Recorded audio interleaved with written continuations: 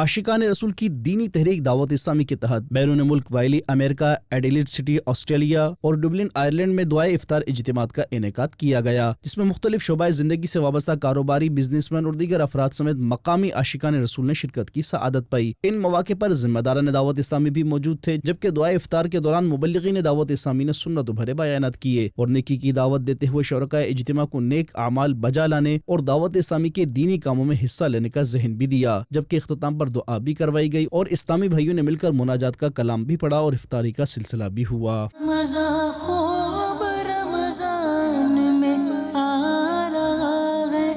مسرت سے سینہ مدینہ بنا ہے، مزہ خوب رمضان میں آ رہا ہے، پرے رہے جو غم کا اندھیرا ہوا ہے، پرے